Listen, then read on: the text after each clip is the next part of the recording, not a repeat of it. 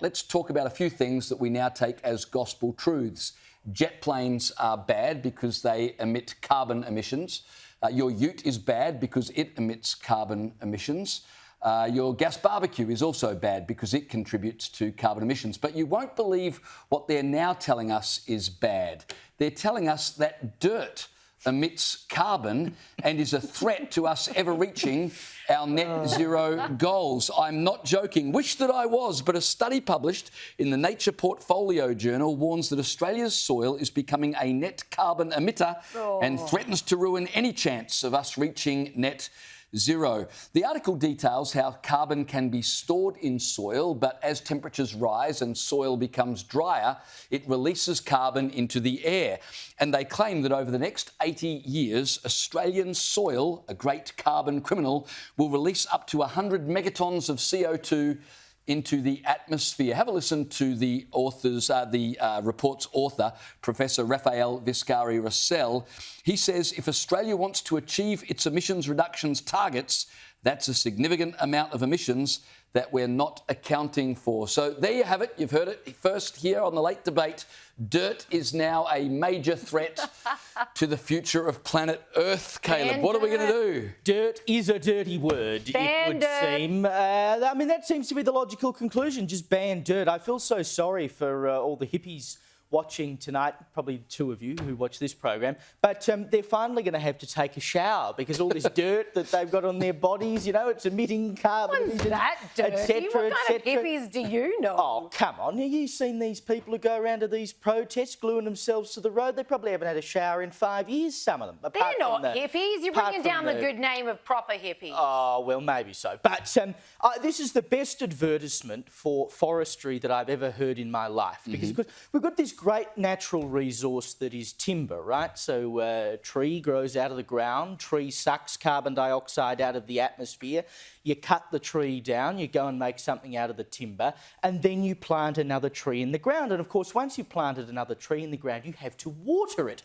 So once this earth is nice and damp to allow for these things to grow, there won't be any carbon emissions coming out of the soil. And of course, the tree, as it grows, will be sucking carbon emissions out of the atmosphere.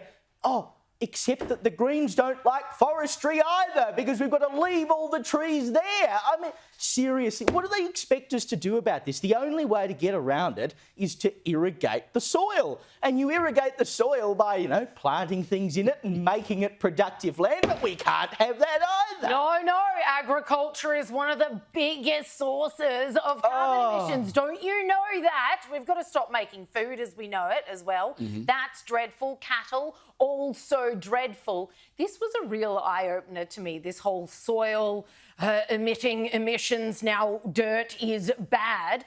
I had no idea the government has invested $40 million in what they call low-cost technology, bit ironic for 40 mil, that measures the emissions coming from certain soils. So they are keeping an eye on just how much carbon is in your soil. And there are 530, let me get this right, as of 3rd of March, there are 530 soil carbon projects registered under the Clean Energy Regulator. Get this, 7 of them have been issued because they're going so well. Just under 300,000 Australian carbon credit units. And those units are worth more than $8 million. Nice.